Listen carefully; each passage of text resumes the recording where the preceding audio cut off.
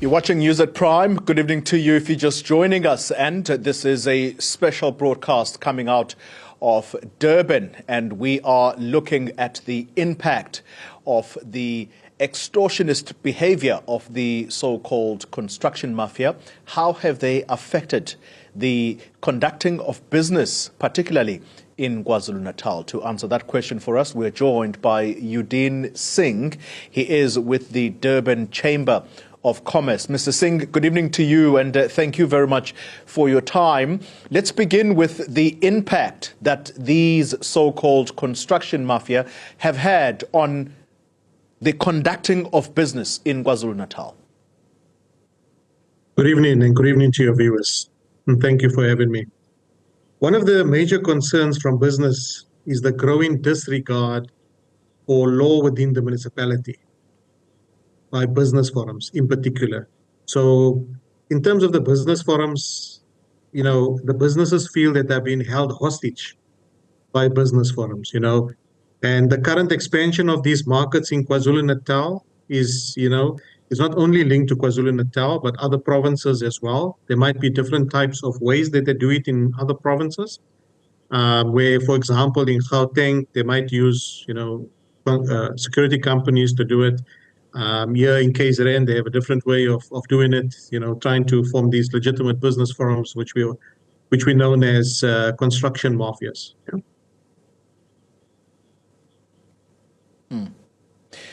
Quantifying the losses, particularly in the construction sector, are you able to give us a figure right now about how big an impact the extractionist behavior of the so-called construction mafia has had? It's significant. It takes me back to the July unrest in 2021, which we had unprecedented. We've not seen this type of unrest post, apartheid. We saw what was happening is where malls were trying to be rebuilt, and then the construction mafias intervened. They wanted 30% of the contract to rebuild the malls. What does it mean?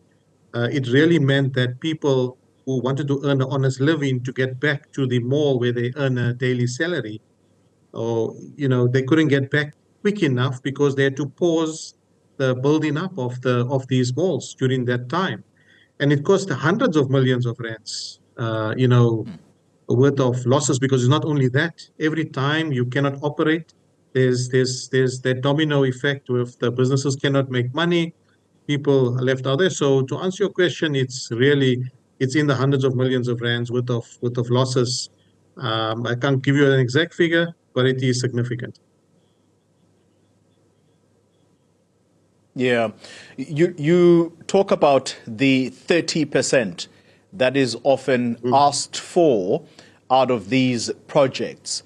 A little earlier, we had a conversation on this channel with the Deputy Minister of Public Works, Sihle Zikalala, and he's someone who would be quite familiar with that kind of behavior here in KZN because he comes from this province. He was a premier before. I just want us to take a listen for a moment to what he said so that we can pick up immediately thereafter. And it's around this specific issue of 30%. I want to follow up immediately after him. Let's take a listen.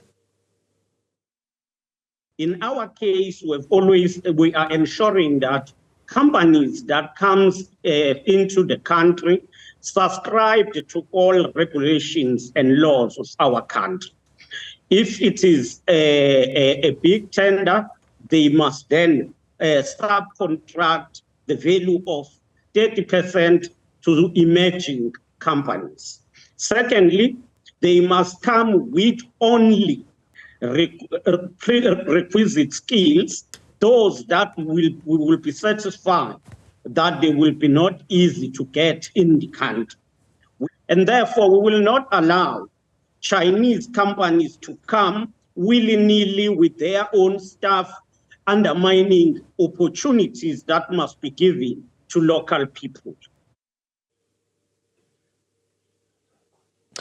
Mr. Singh, I don't know how you're going to try and make sense of this for us. So here is this 30% that has got to be given to local businesses if an international company comes on board, particularly if they are given a contract by the government? There is this legislation, if you want to put it that way, that 30% of that construction must be given to a local business in order for there to be skills transfer, but also importantly making sure that they grow, they help local businesses grow.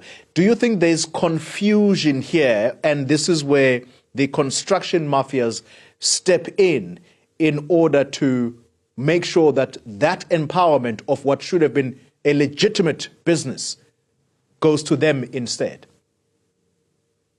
Yeah, it's clear as mud, with the construction mafia, they exploit this 30%. So the Durban Chamber is all for empowering small businesses and ensuring that the local community benefit from this. Absolutely.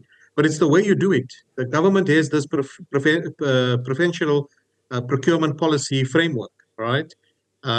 Which is issued by the National Treasury. And they said, yes, 30% must be given to whether it is black-owned companies and projects over 50 million. Projects over 50 million that will fall within the mandate of the legislation. You need to provide this, but it's the exploitation of business forums. You cannot go to a construction site and demand. There's a process that must just follow. And sometimes these business forums are not even from the area. They're not even from the area. Then what they do is, if the business forum is from the area, then exploit the local community, right? They will say, no, I want to use this particular format. This person must go there, and that person then ciphers the money. So that money actually doesn't go to the community. That money goes out of the community. So the business forums exploits this 30% and this preferential procurement policy process that the government has, and they use that to actually then, because these global companies, international companies do not want disruption, and they threaten you, they intimidate you. They said they will stop the construction. They will, and this is what happens on a daily basis. So it's about the way they go about doing it. So the chamber and businesses don't mind following the process, but you cannot come to a meeting and have a gun on the table. That's not how we negotiate and how you get things done. Yeah. My understanding is that in trying to address this as formal business, you have gone to court. Has there been any joy in what you have gotten out of court trying to interdict this kind of behavior? Yeah, not much as yet. There's not only the trying to interdict this type of behavior. We know businesses that come to us where, for example, I'll just give you one example where we got 10 people outside the gate with rifles demanding to see the CEO of the company. And out of fear, the CEO opens the gates and allows them to sit in the boardroom with their rifles. And then they want to negotiate contracts. So, yes, when the law works, I must say that we have what the chamber done. The chamber has gone right to the presidency to deal with this matter. And we formulated a specific working group, which is formed parts of the presidential task team for safety and justice. And in that particular work stream, there's a few work streams that has been established. And through that work stream, we actually then partner with law enforcement, other government agencies, not only to address extortion, but to address safety and security in the province, to stabilize the province, because we are definitely seeing disinvestment in KwaZulu-Natal. It's a beautiful, lovely province. We want investors to come into the province. How can you come into the province if you are being held hostage when you want to invest in the province as it is now? Yeah. As we taper down on this, Udeen, my understanding, of course, preparing for this interview, I have read through research that out of just, I guess, complete, where you've just run out of ways to try and deal with this, you have actually gotten to the point of asking these people or going to them to say, let's sit down and negotiate. I think the example of the CEO you are putting forward is perhaps one of those. And what would normally come out of those discussions? Because where I'm leading with this question is whether the so-called extortionists have been able to legitimize themselves, some of them, out of this negotiating with almost a gun on the table to say, you'll give us this. If not, then perhaps there won't be any business here. And if anything, lives will be lost. Are there people who have benefited in such a way that they are today legitimate business people in the construction sector through intimidation? Absolutely. I mean, I can't name you names and so forth. It's sitting with law enforcement. Absolutely. They've benefited through this. No doubt about it. And what I must say about our provincial commissioner and our deputy provincial commissioner in KwaZulu-Natal, we do have a task team to deal with this. Also at the DPCI, at the Hawks, where they're specifically looking at extortion cases, and they investigate it quite thoroughly now. So the problem is businesses are so scared that they don't even get to that point, because they don't want to, they actually want to rather negotiate with them than rather go into the police, because sometimes it's also the distrust in the police. Sometimes we register cases at law enforcement and, sometimes nothing happens to the cases. So businesses lose faith in the police.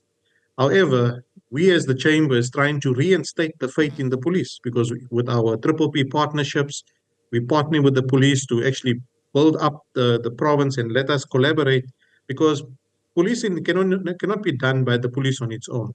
It is a joint approach that makes it a success in the province, and that's what we're trying to do. We're trying to be the glue that puts everything together so we can move closely together, so we can deal with the extortionists in the province.